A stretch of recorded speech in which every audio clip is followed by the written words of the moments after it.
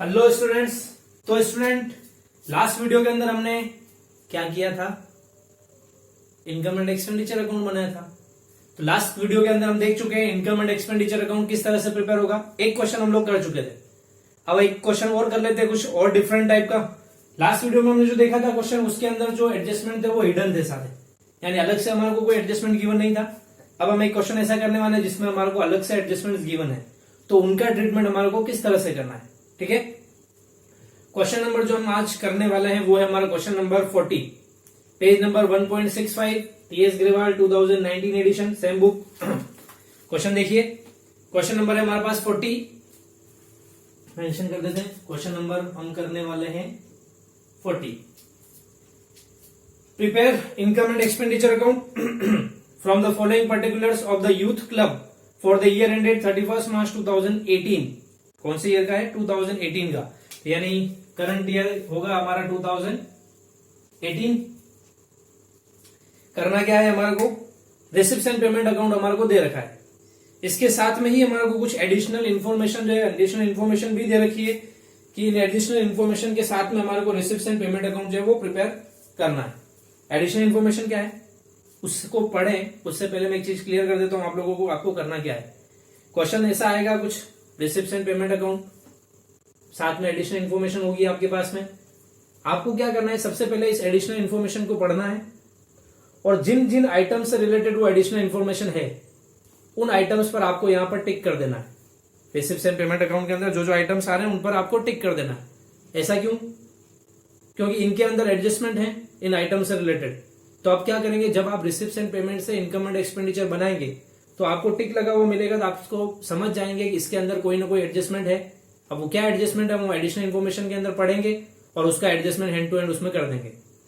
बाकी क्या होगा, हम बार बार क्वेश्चन पढ़ना पड़ेगा, बार बार एडिशनल इन्फॉर्मेशन, और हो सकता है हम अगर भूल गए तो फिर उसको काट करके वापस से करना पड़ेगा। तो बेटर ये आप एडजस्टमेंट पढ़ें सबसे पहले, जिससे रिलेटेड एडजस्टमेंट उस पर टिक मार्क लगा दें और फिर स्टार्ट करें क्वेश्चन करना। तो देखते हैं सबसे पहला एडजस्टमेंट क्या है हमारा। Subscription outstanding as on 31 March 2018 rupees 16,200। Subscription outstanding है, किसका एडजस्टमेंट है? सब्सक्रिप्शन का। तो आप क्या करेंगे, ऊपर यहां पर रिसिप्ट साइड में आपको सब्सक्रिप्शन दे रखा होगा, ये रहा, तो सब्सक्रिप्शन पर टिक मार्क लगा दीजिए ताकि आपको ध्यान रहेगा सब्सक्रिप्शन में एडजस्टमेंट है। फिर सेकेंड एडजस्टमेंट हमारा rupees 1200 is still in error for the year 2016-17 for subscription. Subscription का ही ये एडजस्टमेंट भी है, हमने ऑलरेडी टिक मार्क लगा दिया है सब्सक्रिप्शन पर, तो देख लेंगे इसको भी वहीं पर। अगला एडजस्टमेंट, नेक्स्ट एडजस्टमेंट है value of the sports material at the beginning and at the end of the year was rupees 3,000 and 4,500 respectively.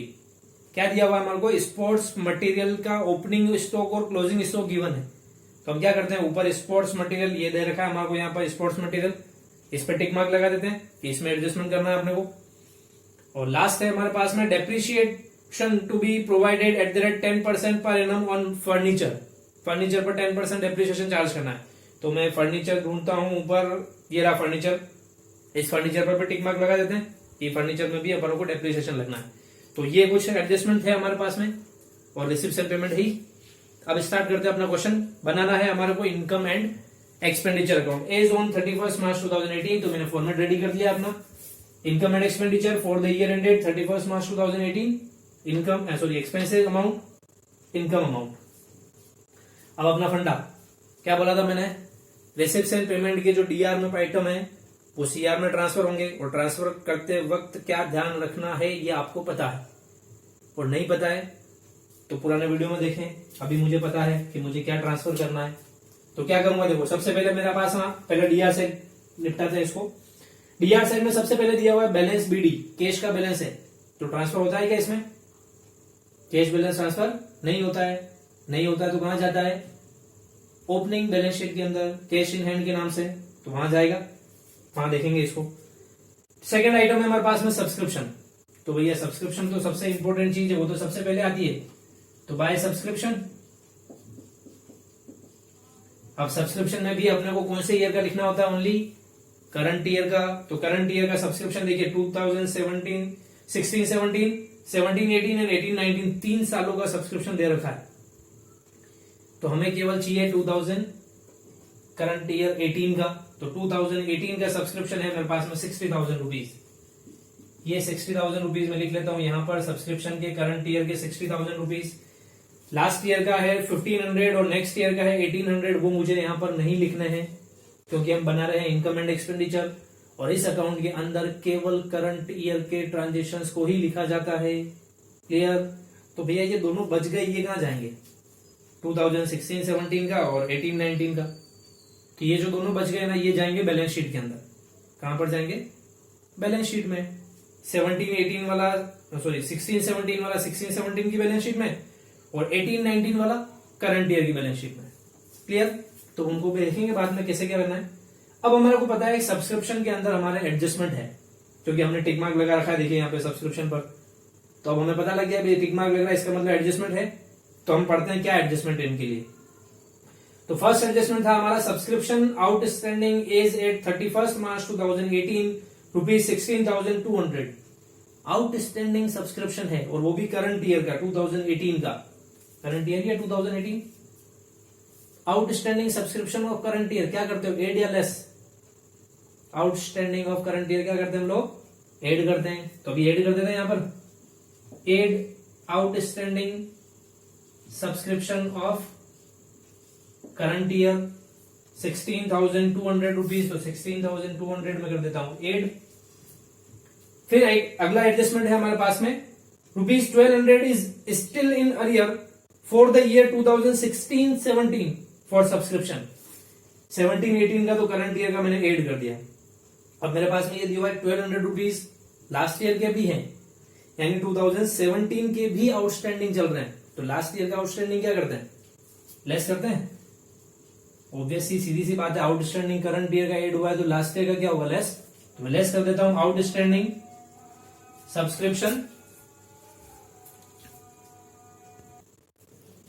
Subscription of previous year. तो प्रीवियस ईयर का आउटस्टैंडिंग जो है वो हम लेस कर देते हैं। वो गिवन है हमारे को 1200 रुपीज का, तो 1200 हो जाएंगे मेरे लेस। हो गए दोनों एडजस्टमेंट। एड लेस कर लेते हैं, जो भी अमाउंट आएगा हम बाहर लिख लेते हैं। तो 60,000 15,000 एड करने हैं, तो ये हो जाएंगे मेरे 75,000 रुपीज। ठीक है, 16,200 प्लस 1,200 माइनस, तो मेरा बच गया 15 और 16 75। तो ये हो गया सब्सक्रिप्शन का ट्रीटमेंट। सब्सक्रिप्शन के बाद में नेक्स्ट आइटम जो है वो है हमारा डोनेशन, और डोनेशन के आगे ब्रैकेट में लिखा हुआ है फॉर बिलियर्ड टेबल। तो अभी डोनेशन किसके लिए रिसीव हुआ है? बिलियर्ड टेबल के लिए। तो देखिए स्टूडेंट, ये हो गया स्पेसिफिक डोनेशन। पता है आप सभी को जनरल डोनेशन और स्पेसिफिक डोनेशन का फंडा। तो जनरल डोनेशन तो होता है रेवेन्यू नेचर का, जबकि स्पेसिफिक डोनेशन होता है कैपिटल नेचर का। तो कैपिटल नेचर का ही इसलिए डोनेशन यहां पर ट्रांसफर नहीं होगा, क्योंकि ये डोनेशन किसके लिए मिला है? बिलियर्ड टेबल के लिए। तो इस डोनेशन का यूज बिलियर्ड टेबल लाने में ही होगा, तो यहां ट्रांसफर नहीं होगा। नहीं होगा तब जाएगा कहां? तो जो इनकम एंड एक्सपेंडिचर में ट्रांसफर नहीं हुआ वो अगली वाली बैलेंस शीट में जाता है। तो ये बिलियर्ड टेबल के लिए जो डोनेशन है वो बैलेंस शीट में चला जाएगा। ठीक है, नेक्स्ट एडजस्टमेंट है हमारा एंट्रेंस फीस। तो एंट्रेंस फीस कौन से नेचर का है? रेवेन्यू। रेवेन्यू का है तो भैया इधर लिख लो, by entrance fees. Entrance fees है हमारे पास में 1,100 रुपीज की। तो एंट्रेंस फीस लिख लिया हमने 1,100। एंट्रेंस फीस के बाद में नेक्स्ट आइटम है sale of old magazines. Magazines वगैरह तो बिकती रहती है आए दिन, यानी रेवेन्यू नेचर की है, तो sale of old magazines. Sale of old magazines है हमारे पास में 450 रुपीज की। तो ये 450 लिख लेते हैं हम, सेल ऑफ ओल्ड मैगजीन्स। तो स्टूडेंट ये डेबिट साइड में जो आइटम थे हमारे पास में वो हमने क्रेडिट साइड में ट्रांसफर कर दिए, और करते वक्त भी हमने ध्यान रखा है कि क्या हो, केवल रेवेन्यू नेचर के ही ट्रांसफर हो, कैपिटल नेचर का नहीं हो, और दूसरा करंट ईयर के ही ट्रांसफर हो, नेक्स्ट ईयर लास्ट ईयर के नहीं हो, और जिसमें एडजस्टमेंट है वो हमने एडजस्टमेंट भी कर दिए हैं। तो मेन चीज ये थी, हमने ट्रांसफर कर दी। अब आते हैं हम क्रेडिट साइड में। बहुत सारे आइटम दिख रहे हैं क्रेडिट साइड में। हमें पेमेंट साइड में आते हैं, यानी रिसिप्ट्स एंड पेमेंट के पेमेंट साइड में आते हैं। तो वो सारे आइटम अब ट्रांसफर होंगे हमारे एक्सपेंडिचर साइड के अंदर। सबसे पहला आइटम दे रखा हमारे को सैलरी। ट्रांसफर होती है सैलरी, तो रेवेन्यू नेचर की है, तो इस तरफ हम लिख लेंगे टू सैलरी। सैलरी है हमारे पास में 31,500 रुपीज की। कितनी है? 31,500 रुपीज की सैलरी है। फिर उसके बाद में है पोस्टेज। तो पोस्टेज जो है वो भी हमारा रेवेन्यू नेचर का ही है ट्रांजेक्शन। तो बाय टू पोस्टेज लिख लेते हैं 1,250 का। फिर उसके बाद में हमारे पास में रेंट। रेंट भी रेवेन्यू नेचर की होता है, तो टू रेंट लिख लेते हैं। रेंट करीब है 9,000 रुपीज का। अच्छा खासा रेंट पे किया इन्होंने, 9,000 रुपीज।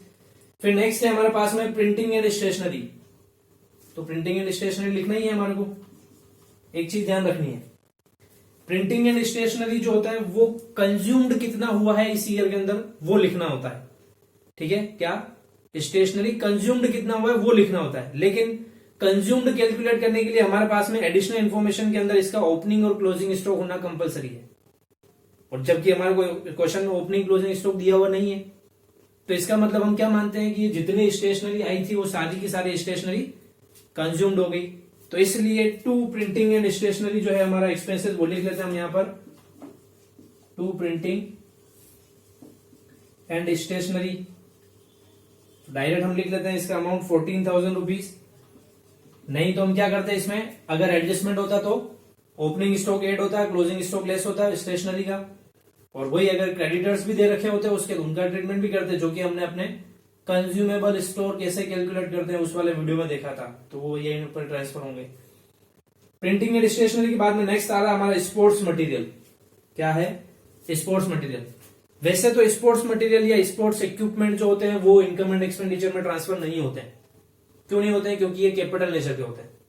लेकिन जैसा कि अभी हम बात कर रहे थे मटेरियल कंज्यूम्ड या कंज्यूमेबल स्टोर, वो जरूर यहां पर ट्रांसफर होता है। तो इसका मतलब क्या हुआ कि स्पोर्ट्स मटेरियल भी इस ईयर में कितना यूज हुआ है वो हमें लिखना पड़ेगा। तो अभी हमें इसको यहां पर ट्रांसफर करना पड़ेगा। तो to sports material, sports material हमें दे रखा है क्वेश्चन के अंदर 11,500 रुपीज का। तो 11,500 यहां लिख लेते हैं। अब इसके अंदर एडजस्टमेंट है, जैसा कि हमारे यहां पर टिक लगा हुआ है पहले से, इसमें एडजस्टमेंट है। तो हम एडजस्टमेंट देखते हैं क्या है एडजस्टमेंट। एडजस्टमेंट नंबर 3 दे रखा है हमारे को, the value of sports material at the beginning and at the end of the year was ₹3,000 and 4,500 respectively. Beginning में भी स्टॉक है, एंडिंग में भी स्टॉक है। तो बिगिनिंग स्टॉक यानी ओपनिंग स्टॉक, और एंड में स्टॉक है मतलब क्लोजिंग स्टॉक। ओपनिंग स्टॉक है 3,000, क्लोजिंग स्टॉक है 4,500 रुपीज। तो क्या करेंगे, ओपनिंग स्टॉक को तो करेंगे एड और क्लोजिंग को करेंगे लेस। तो अभी हम करते हैं एड करते हैं इसके अंदर ओपनिंग स्टॉक,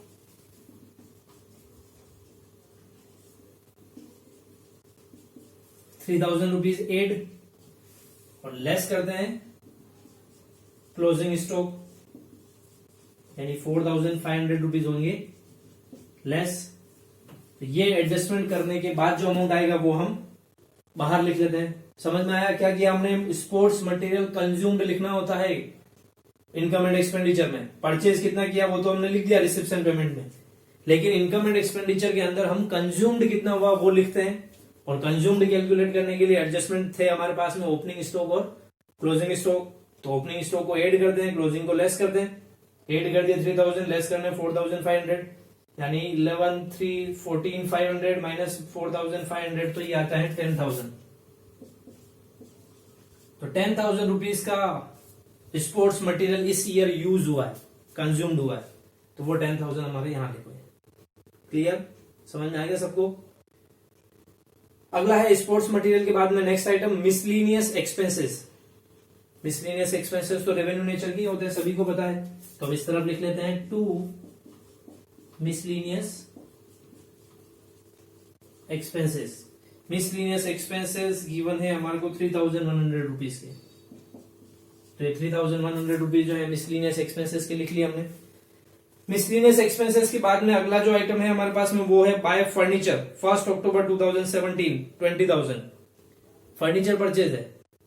तो हम जानते हैं फर्नीचर जो होती है वो एसेट्स होती है, और एसेट्स इनकम एंड एक्सपेंडिचर में ट्रांसफर नहीं होती है, क्योंकि वो रेवेन्यू नेचर की नहीं बल्कि कैपिटल नेचर की होती है इसलिए। लेकिन स्टूडेंट ध्यान दीजिए, आप फर्नीचर पर टिक मार्क लगा हुआ है, इसका मतलब फर्नीचर में कोई ना कोई एडजस्टमेंट है। देखते हैं फर्नीचर में क्या एडजस्टमेंट है हमारे पास में। तो लास्ट एडजस्टमेंट जो था हमारे पास वो था depreciation to be provided 10% per annum on furniture. Furniture पर डेप्रिसिएशन लगाना है, तो हम फर्नीचर परचेज कितना किया वो तो यहाँ ट्रांसफर नहीं करते हैं, लेकिन उस फर्नीचर पर डेप्रिसिएशन कितना लगा वो जरूर लिखेंगे, क्योंकि वो नॉन कैश एक्सपेंसेस है। डेप्रिसिएशन नॉन कैश एक्सपेंसेस है, तो वो रिसिप्शन पेमेंट में तो नहीं लिखा जाता है, लेकिन इनकम एंड एक्सपेंडिचर में तो लिखते हैं। तो हम यहां पर लिखेंगे to depreciation on furniture. Question में दे रखा है हमारे को कितना परसेंट डेप्रिसिएशन चार्ज करना है, तो एडजस्टमेंट में दिया था 10% चार्ज करना है। और ऊपर हमारे को दे रखा है यहाँ पर कि फर्नीचर जो परचेज किया है वो 1 अक्टूबर 2017 को परचेज किया है। कब? 1 अक्टूबर को। तो अक्टूबर से लेकर 31 मार्च का कितना टाइम पीरियड हो रहा है? 1 अक्टूबर से लेकर के 2017 से 31 मार्च 2018 तक होते हैं 6 मंथ। तो यानी हमें फर्नीचर पर 6 मंथ का डेप्रिसिएशन चार्ज करना है। फर्नीचर कितना परचेज किया था? फर्नीचर परचेज है हमारे पास 20,000 रुपीज का, तो 20,000 पर हम चार्ज करेंगे 10% डेप्रिसिएशन फॉर 6 मंथ।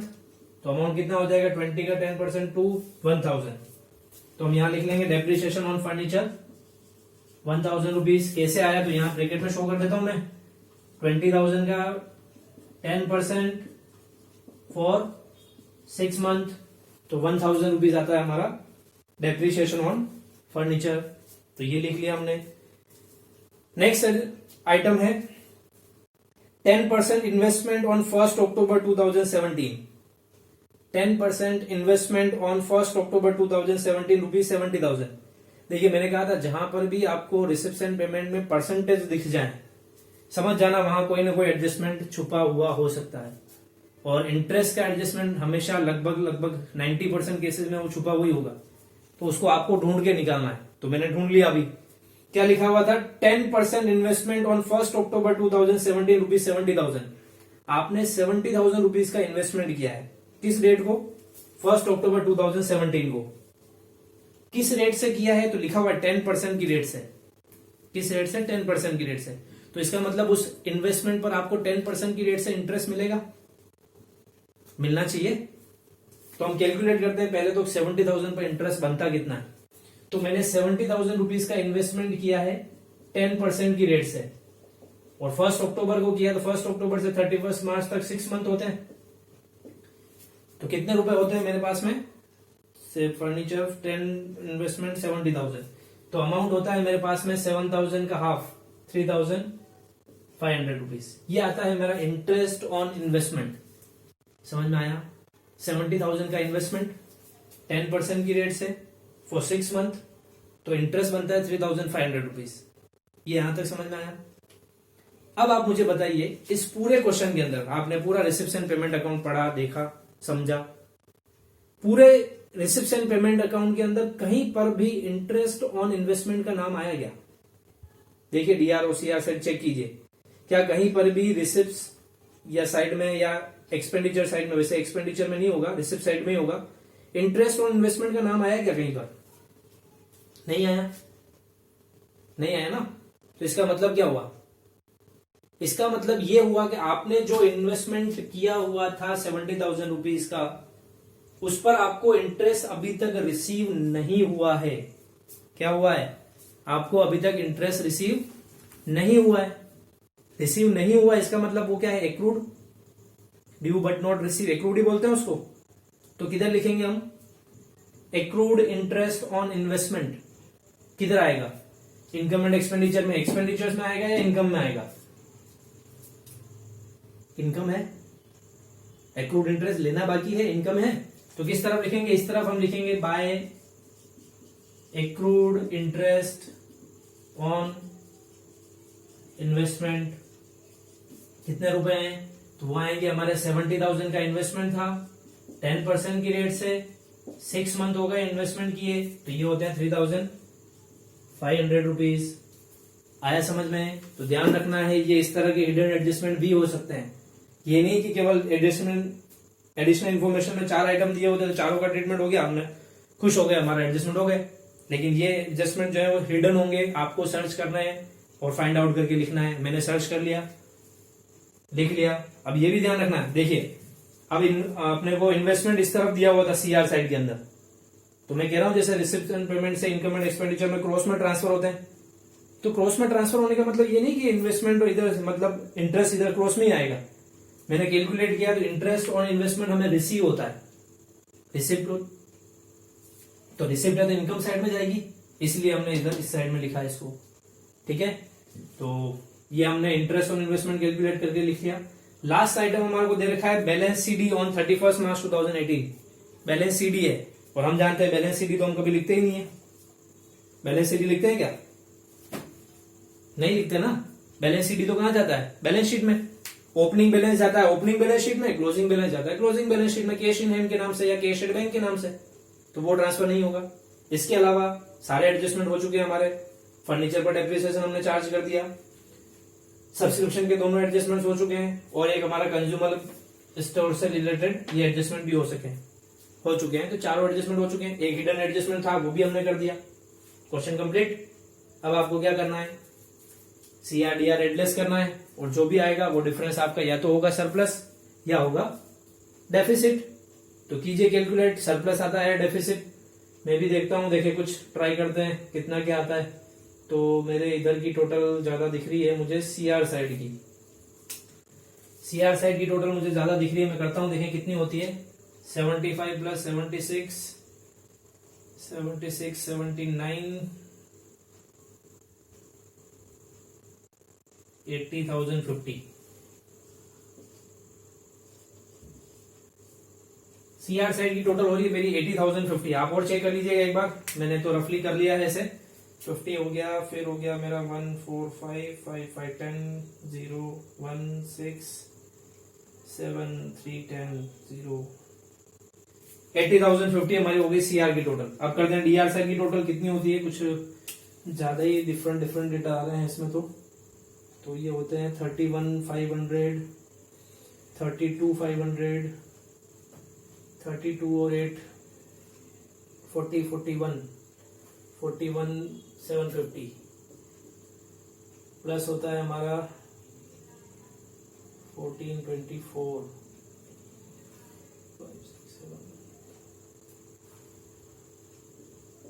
ये होते हैं 28,100 यानी 850 69,850 हो रहे हैं हमारे इधर की टोटल। तो 69,850 में से माइनस करते हैं हमारे को 80,050 माइनस कर देते हैं, तो ये हमारे बचेंगे 0 0 2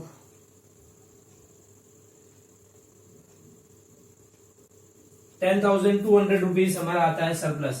लिख लेंगे इधर 2 सरप्लस के नाम से 10,200 और टोटल कर देंगे हम इक्वल 80,050 रुपीज। Clear student? तो एक बार और टोटलिंग अगर आप चेक करना चाहें तो टोटलिंग चेक कर लीजिएगा। मैंने जल्दी में कर दी है, वैसे सही होंगी बट फिर भी आप चेक कर लें। आंसर चेक कर लेते हैं, आंसर कितना आ रहा है हमारे। तो आंसर आ रहे हैं हमारे इसके अंदर 10,200। अच्छा है, आंसर आ गए 10,200।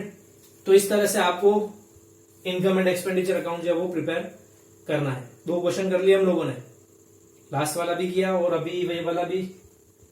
तो मेरे ख्याल से 2 क्वेश्चन से आपको समझ में आ गया होगा इनकम एंड एक्सपेंडिचर कैसे बनाना है। तो स्टूडेंट ये जो 2 क्वेश्चन किए हमने, इसमें केवल हमने income and expenditure account he prepare किया, क्योंकि हमारे को क्वेश्चन में पूछा ही इतना था। लेकिन हो सकता है क्वेश्चन के अंदर आपको इनकम एंड एक्सपेंडिचर अकाउंट के साथ साथ में बैलेंस शीट बनाने के लिए भी बोल दे। हो सकता है बैलेंस शीट भी पूछी जा सकती है, opening balance sheet, closing balance sheet, कोई भी बैलेंस शीट पूछ सकता है।